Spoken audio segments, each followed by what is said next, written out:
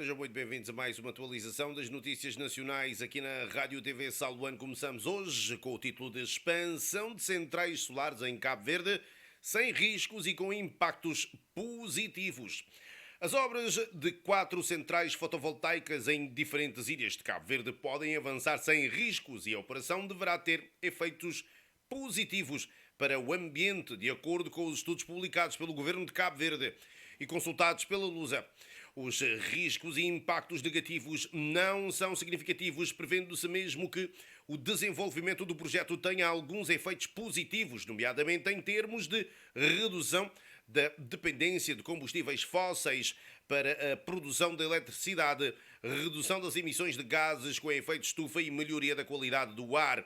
Lê-se nos documentos.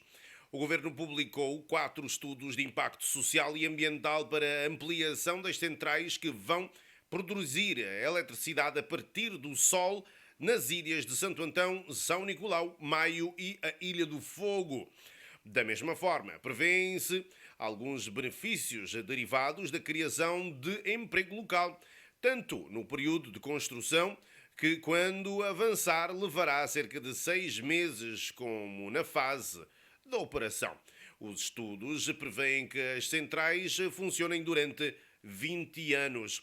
Os investimentos vão ser implementados no âmbito do projeto de energia renovável e melhoria do desempenho dos serviços públicos, ligado ao compromisso de o país em aumentar a produção e cobertura de eletricidade a partir dos recursos energéticos renováveis.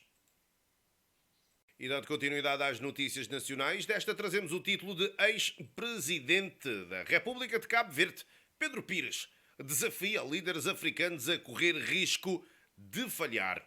O antigo presidente de Cabo Verde, Pedro Pires, afirmou hoje em Marrakech que os líderes africanos devem assumir o risco de falhar durante a mudança do modelo de desenvolvimento do continente.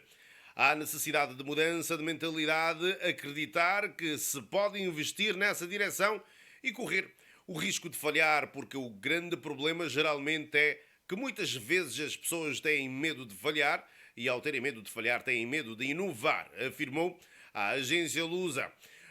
Pedro Pires falava no final da conferência Ibrahim Governance Weekend, o IGEW, organizado pela Fundação Mo Ibrahim, que decorreu nos últimos 3 dias em Marrakech, Marrocos, sob o tema alavancar os recursos de África para colmatar o déficit financeiro.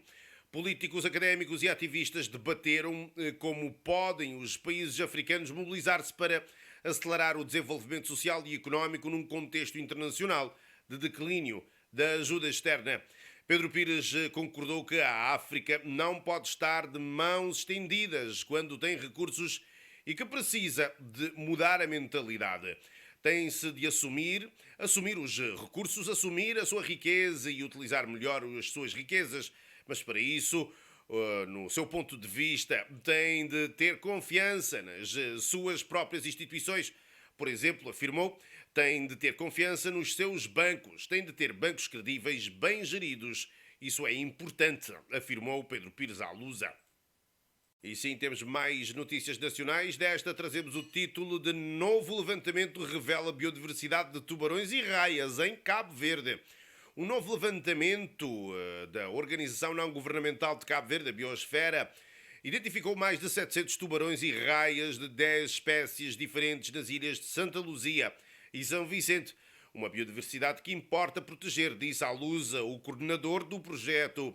Esses números, a maioria em Santa Luzia, uma ilha desabitada, revelam que estamos perante áreas de berçário e agregação de múltiplas espécies dentro da área protegida, disse Steven Pires ao detalhar os dados recolhidos entre 2019 e 2024 e agora publicados.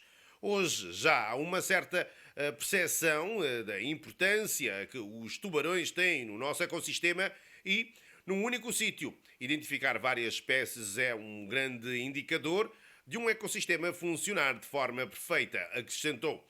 O trabalho da Biosfera vai juntar aquelas 2 ilhas ao mapa que outras organizações não-governamentais já começaram a realizar no arquipélago e que ajudam a cimentar o lugar de Cabo Verde como hotspot da biodiversidade marinha a nível global.